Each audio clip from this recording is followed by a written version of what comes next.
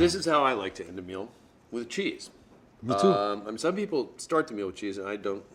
I prefer the French practice of cheese after the meal. For the wine pairing, I know that a lot of connoisseurs and people with a lot of knowledge believe white goes better with cheese than red. I'm a red wine guy. Partly it depends on personal preference. It also depends on, younger goat and sheep cheeses, for instance, I think are more compatible maybe with white. This is a Swiss cheese called Forsterkäse. Well, I was going to get Vacherin, but it's kind of the end of the season for Vacherin. This is similar. So creamy, very creamy.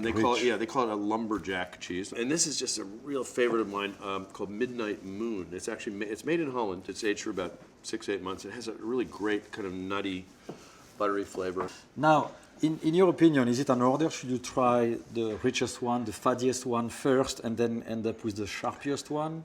Or it doesn't matter? I think you start with the mildest one and go to the strongest flavor one, but we haven't really tasted these yet, or have you? I'm going to try this one. Start with Let's the see where it is. That's probably the way to go. But it's very flavorful. It has a nice acidity in it. And it's very rich at the same time, very creamy. Earthy, creamy. All right, so let's see. Well, are you going to the white? I see that. Well, I'm going to try this first. And then, I suspect the red is going to be better with that one. We're drinking a Pomerol, a Latour Pomerol, right? It's much better. With the red? Yeah, because this one has too much acidity. Too acidity, yes. It's too acid for this cheese. But that cheese is very creamy. Yeah. I mean, it's not a triple cream, but very, very creamy and rich. It's very rich. I was sure the white would be better with this, but it just goes to show you that sometimes the rules don't tell you what your palate is going to tell you. And also, I mean, everybody has a different taste. Sure. You cannot say this wine is universally good for this cheese. Someone may have a different palate. True.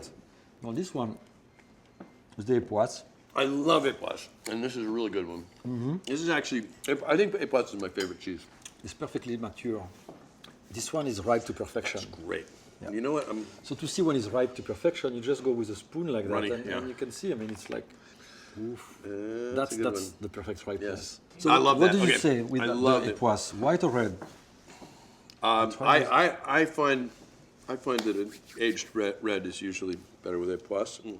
So we're really against the universal theory now that white is better with cheese, especially rich cheese. It's what I'm reading everywhere. The young sommeliers always will steer you to the white wine. Once again, I'm liking this. And sometimes, cheese can take the edge off a wine that's a little bit tannic or, that maybe is a little too young. Suddenly the cheese smooths out the rough edges. The wine by itself is not as good. Yeah. And now with the cheese, it's much better. That's the ideal. Yeah. There's a saying that you sell wine with cheese. That wine merchants, when they're trying to get somebody in their cellar to buy their wine, they serve them cheese. And it tends to enhance, particularly wines that are sort of angular and not quite ripe. It kind of mellows them out. So. Oh, I didn't know that. Yeah. And this one, so this one should be very pungent. Now last is, this is the Midnight Moon. I love this cheese. It's not so pungent, but it's got a great texture. Texture. A little bit of graininess. And also the saltiness. I like the saltiness of the cheese here. And again, I'm going to try the white to be fair, but you're being very open-minded, Eric. For you, I am not, because I know the result. And with this cheese, actually, the white now to me is bitter. Before, with the two other cheese, it was too acidic, and now I feel the bitterness of the wine, and I don't know why, because it's not bitter. And then I'm going to try. This cheese is not helping the white. I'm going for the red. Sorry. We should say this is great wine, by the way. Le Fleuve, Pouligny Montrachet. Of course, it's a great wine.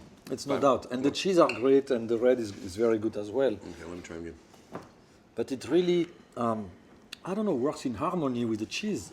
Complements the cheese, and the cheese complements the wine for some reason. I don't know why. Well, I think that I might have built in a natural bias because I like red wine with cheese, and therefore I've tended to gravitate toward the kind of cheeses that go best well with the red. They tend to be aged, Anyway, it's the red wine. You're a bit controversial, but you're happy. I'm very happy about the result. Once again, the red Bordeaux has won. Thank you, Jay. Good cheese. Cheers. Huh? Cheers. Cheers. From the bright lights of Hollywood Supermodel, sex, drugs, 80s. Who should we call? Of course, we'll call McInerney. to the big city of New York, Downtown, there was a lot of creative energy. You could still hear the Ramones, see Jim Carroll and Andy Warhol and Lou Reed. if the road to excess leads to the Palace of Wisdoms, Oh!